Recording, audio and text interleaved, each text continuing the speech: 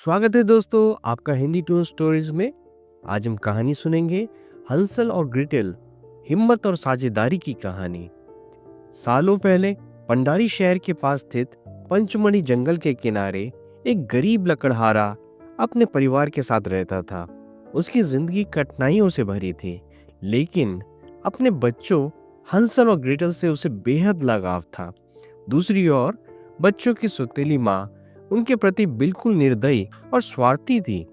लकड़हारा अपनी गरीबी के कारण बहुत चिंतित रहता था। एक दिन उसने अपनी पत्नी से कहा, इतने कम पैसों में परिवार चलाना मुश्किल है। पत्नी ने जवाब दिया, तुम चिंता मत करो, मैं इसका हल निकाल लूंगी।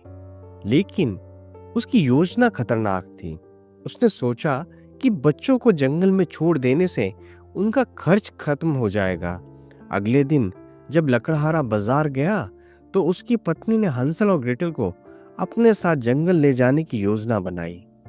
जंगल के बीच पहुंचकर वह महिला बोली, तुम दोनों यहीं रुको और लकड़ी इकट्ठा करो, मैं अभी आती हूँ। यह कहकर वह बच्चों को वहीं छोड़कर लौट गई। शाम होने पर ग्रेटेल डर के मारे रोने लगी, लेकिन हंसल ने उसे दिलासा दिया, घबराओ मत, मैंने रास्ते में चमकीले पत्थर फेंके हैं, चांद की रोशनी में वे चमकेंगे और हम घर पहुंच जाएंगे। जैसे ही चांद निकला पत्थर चमकने लगे और दोनों सुरक्षित घर लौट आए। घर पहुंचते ही सौतेली माँ का गुस्सा भड़क उठा, लेकिन उन्होंने कुछ नहीं कहा। अगले दिन सौतेली माँ ने उन्हें फिर से जंगल ले जाने का फैसला किया। इस बार वे उन्हें घने जंगल में छोड़ आए। हंसल ने इस बार पत्थरों की जगह रोटी के टुकड़े रास्ते में गिराए थे, लेकिन चिड़ियों ने वे टुकड़े खा लिए। दोनों भाई बहन भूख और प्यास से बेहाल होकर जंगल में भटकने लगे। दिन बीत गए, लेकिन घर का रास्ता नहीं मिला। भटकते हुए उन्होंने एक सुंदर चॉकलेट और केक से बना घर दिखा। भूख से तड़पते बच्चों ने घर पर टूटकर खाना शुरू कर दिया। तभी एक बूढ़ी महिला बाहर आई और बड़े प्यार से बोली, अरे बच्चों, अंदर आओ। अंदर आने के बाद बूढ़ी महिला ने हंसल को एक पिंजरे में बंद कर दिया और ग्रेटेल से कहा, अब तुम घर का काम करोगी। महिला असल में एक दुष्ट भूतनी थी जो बच्चों को खा जाती थी। हंसल को पिंजरे में कैद कर रखा गया।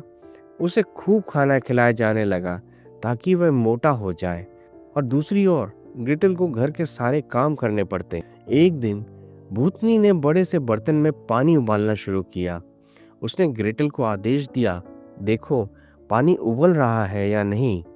ग्रेटेल को एक तरकीब सूझी। उसने भूतनी को बर्तन के पास बुलाया और कहा, आप खुद देखिए।